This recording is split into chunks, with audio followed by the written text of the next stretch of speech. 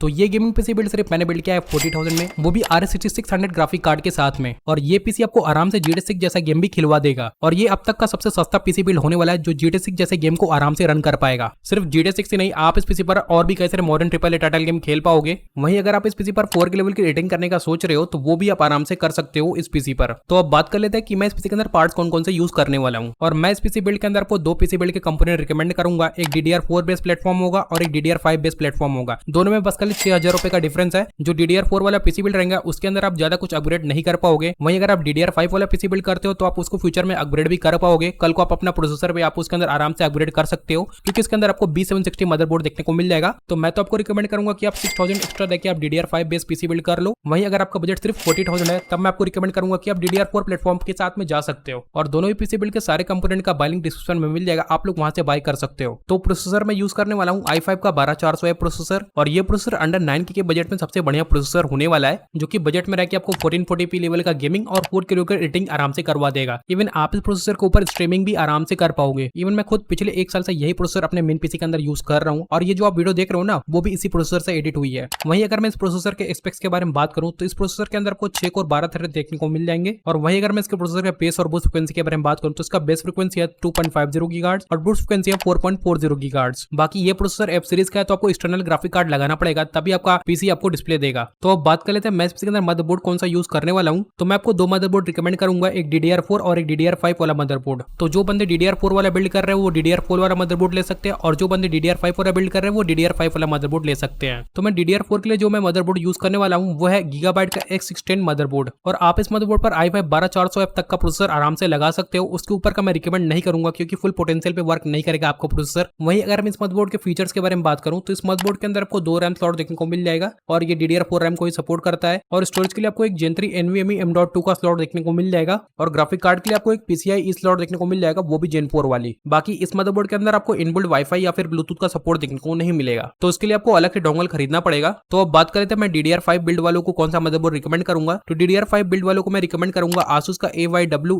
B760M motherboard. और आप इस मदरबोर्ड पर i5 14400F तक का प्रोसेसर आराम से लगा सकते हो, उसके ऊपर का मैं रिकमेंड नहीं करूंगा। वहीं अगर मैं इस मदरबोर्ड के प्राइस के बारे में बात करूं तो ये मदरबोर्ड आपको 11 से 12,000 रुपए में आराम से मिल जाएगा। तो अब इस मदरबोर्ड के फीचर्स के बारे में बात कर लेते हैं। तो इस मदरबोर्ड के अंदर आपको 2 रैम स्लॉट देखने को मिल जाएंगे जो कि DDR5 रैम को सपोर्ट करता है। और स्टोरेज के लिए आपको 2 Gen 4 NVMe M.2 का स्लॉट देखने को मिल जाएगा। और ग्राफिक कार्ड के लिए आपको एक PCIe स्लॉट देखने को मिल जाएगा, वो भी Gen 4 वाली। बाकी इस मदरबोर्ड के अंदर आपको Wi-Fi 6 का सपोर्ट देखने को मिल जाएगा और Bluetooth 5.3 का भी सपोर्ट देखने को मिल जाएगा। तो आपको अलग से डोंगल वोंगल खरीदने की जरूरत नहीं पड़ेगी। तो अब बात कर लेते हैं मैं रैम कौन सा यूज करने वाला हूँ। तो मैं रैम यूज करने वाला हूँ G-Skill की single stick 16GB DDR4 RAM जो कि 3200 मेगाहर्ट्ज पर क्लॉक है। और 16GB रैम अभी के लिए तो इनफ है, बट इन फ्यूचर अगर आपको 16GB रैम कम लगे तो आप एक और single stick 16GB RAM add on कर लेना। इससे आपका जो रैम हो जाएगा वो 32GB हो जाएगा। और जो बंदे DDR5 प्लेटफॉर्म पर पीसी बिल्ड कर रहे हैं तो मैं उनको रिकमेंड करूंगा कि वो कौन सी रैम यूज करें। तो वो लोग यूज कर सकते हैं XPG के single stick 16GB DDR5 RAM जो कि 6000 मेगाहर्ट्ज पर क्लॉक है। तो जो नेक्स्ट कंपोनेंट मैं इस पीसी के अंदर यूज करने वाला हूँ वो है स्टोरेज। तो स्टोरेज में यूज करने वाला हूँ WD Blue की SN580 NVMe M.2 और ये एक Gen 4 NVMe M.2 है। वहीं अगर मैं इसके रीड एंड राइट स्पीड के बारे में बात करूं तो इसका रीड स्पीड है 4150 मेगाबाइट पर सेकंड और राइट स्पीड है 3600 मेगाबाइट पर सेकंड। वहीं बात करूं मैं कितने जीबी की NVMe M.2 यूज करने वाला हूं तो मैं 500 जीबी की NVMe M.2 यूज करने वाला हूं। बट ट्राई करो कि आप लोग 1 TB की NVMe M.2 ले लो, वो आपके लिए ज्यादा बेटर रहेगा और आप उसके अंदर ज्यादा गेम्स और सॉफ्टवेयर को इंस्टॉल कर पाओगे। तो नेक्स्ट जो कंपोनेंट मैं इस पीसी के अंदर यूज करने वाला हूं वो है ग्राफिक कार्ड। तो ग्राफिक कार्ड में यूज करने वाला हूं सेकंड हैंड में RX 6600 और ये ग्राफिक कार्ड सिर्फ मैंने बाय किया है 12,000 रुपए में।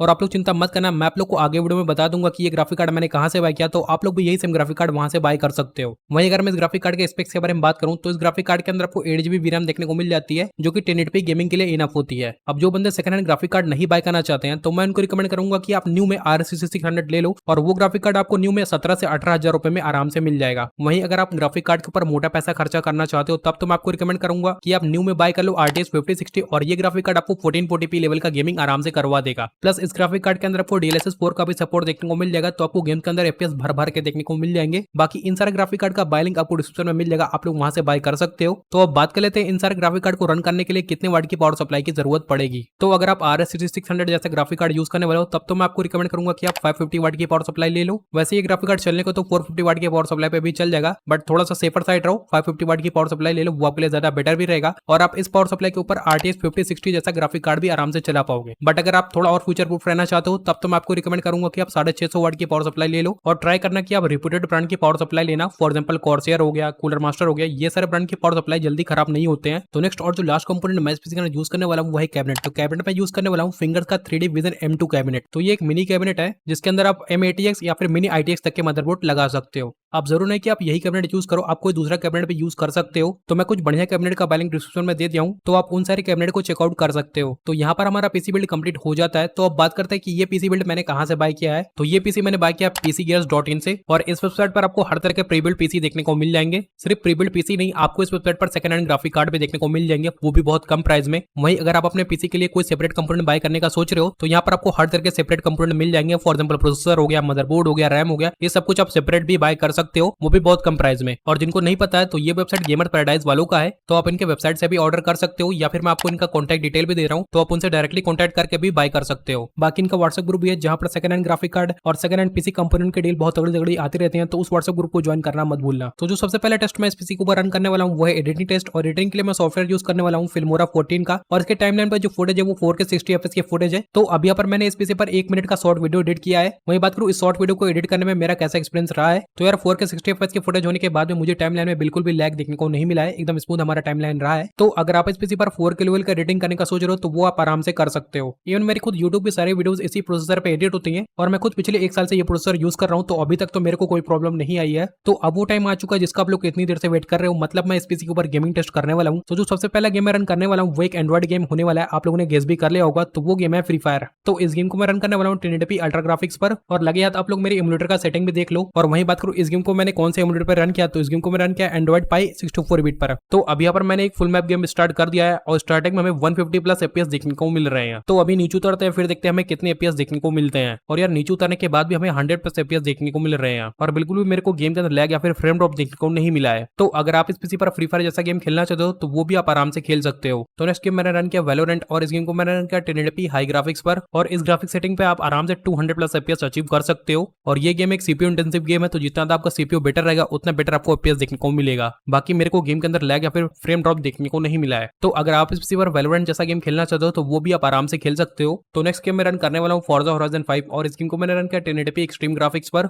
मतलब मैंने इस गेम को मैक्स ग्राफिक्स पे रन किया है, और इस ग्राफिक सेटिंग पर हमें आराम से 90+ FPS देखने को मिल रहे हैं, और गेम प्ले हमारा बहुत ज्यादा स्मूथ है, बिल्कुल भी मेरे को गेम के अंदर लैग या फिर फ्रेम ड्रॉप देखने को नहीं मिला है। तो नेक्स्ट गेम मैं रन किया GTA 5 इनहैंस एडिशन, और इस गेम को मैं रन किया 1080p वेरी हाई ग्राफिक्स पर, और आप स्केलिंग में FSR 3 को इनेबल कर दिया है, वो भी क्वालिटी पर। तो अब यहाँ पर मैंने गेम को रन कर दिया है, और इस ग्राफिक सेटिंग पर हमें आराम से 100+ FPS देखने को मिल रहे हैं। इसके बाद मैंने गेम का ग्राफिक्स वेरी हाई से चेंज करके वेरी हाई RT पे कर दिया, मतलब रे ट्रेसिंग को इनेबल कर दिया है। तो अब यहाँ पर मैंने इस गेम को वेरी हाई RT पे रन कर दिया है, और इस ग्राफिक सेटिंग पे हमें आराम से 70+ FPS देखने को मिल रहे हैं। और यार रे ट्रेसिंग इनेबल करने के बाद भी मुझे गेम के अंदर लैग वैग देखने को नहीं मिला, एकदम स्मूथ गेम प्ले रहा है हमारा। तो अभी तक तो मैं नॉर्मल गेम टेस्ट कर रहा था, लेकिन अब वो टाइम आ चुका है कि मैं इस पीसी पर modern triple A title game run करने वाला हूँ, और देखते हैं उसमें हमारा पीसी कैसा परफॉर्म करता है। तो सबसे पहला गेम मैंने रन किया लास्ट ऑफ अस पार्ट 2, और ये गेम अभी जल्दी ही रिलीज हुआ है पीसी के लिए, और इस गेम को मैं रन करने वाला 1080p वेरी हाई ग्राफिक्स पर, मतलब गेम के मैक्स ग्राफिक्स पर, और साथ में मैंने अप स्केलिंग में FSR 3 को इनेबल करके रखा है, वो भी क्वालिटी पर, और साथ में मैंने फ्रेम जनरेशन को भी ऑन कर दिया है। तो अब यहाँ पर मैंने गेम को रन कर दिया है, और गेम के मैक्स ग्राफिक्स पर हमें आराम से 100+ FPS देखने को मिल रहे हैं। और यार गेम को मैक्स ग्राफिक्स पर रन करने के बाद भी मुझे गेम के अंदर लैग फील नहीं हो रहा है, बिल्कुल स्मूथ गेम प्ले है हमारा। वही बात करें ज़ॉम्बी फाइटिंग के टाइम पर हमें कितने FPS देखने को मिलेंगे, तो ज़ॉम्बी फाइटिंग के टाइम पर भी हमें आराम से 100+ FPS देखने को मिलेंगे। इसके बाद मैंने नेक्स्ट गेम रन किया ब्लैक मिथ वुकोंग, और ये गेम कुछ ज्यादा ही ग्राफिकल डिमांडिंग गेम होने वाला है, अच्छे से अच्छे पीसी की टट्टी निकाल देता है। तो इस गेम को मैं रन करने वाला 1080p हाई ग्राफिक्स पर, और सुपर रिजोल्यूशन को मैंने 65% पे सेट कर दिया है, और सुपर रिजोल्यूशन सैम्पलिंग को मैंने FSR पे सेट कर दिया है, साथ में मैंने फ्रेम जनरेशन को भी ऑन कर दिया है। तो अभी यहाँ पर मैंने गेम को स्टार्ट कर दिया है, और इस ग्राफिक सेटिंग पर हमें आराम से 100+ FPS देखने को मिल रहे हैं, और बिल्कुल भी मेरे को गेम के अंदर लैग या फिर फ्रेम ड्रॉप देखने को नहीं मिला है, एकदम स्मूथ गेम प्ले रहा है हमारा। और मैं आपको बिल्कुल भी रिकमेंड नहीं करूंगा कि आप इस गेम के अंदर रे ट्रेसिंग को इनेबल करो, नहीं तो आपको बहुत गंदा परफॉर्मेंस देखने को मिलेगा इस पीसी के अंदर। वहीं अगर आप इस गेम को वेरी हाई ग्राफिक्स पे रन करते हो तब आप आराम से 60 FPS अचीव कर सकते हो। इसके बाद मैंने नेक्स्ट गेम रन किया साइबरपंक 2077, और इस गेम को मैं रन करने वाला 1080p हाई ग्राफिक्स पर, साथ में मैंने FSR को भी इनेबल कर दिया, वो भी क्वालिटी पर, और फ्रेम जनरेशन को भी इनेबल कर दिया है। तो अब यहाँ पर मैंने गेम को रन कर दिया है, और इस ग्राफिक सेटिंग पर हमें आराम से 100+ FPS देखने को मिल रहे हैं। वहीं अगर आप इस गेम को रे ट्रेसिंग मीडियम पे रन करते हो तब आप आराम से 70+ FPS अचीव कर सकते हो। तो यहाँ पर हमारे इस पीसी का गेमिंग टेस्ट हो जाता है कंप्लीट। सो होप करता हूँ आपको आज की वीडियो पसंद होगी। अगर आपने अभी तक मेरे वीडियो को लाइक कर लो, चैनल को भी तक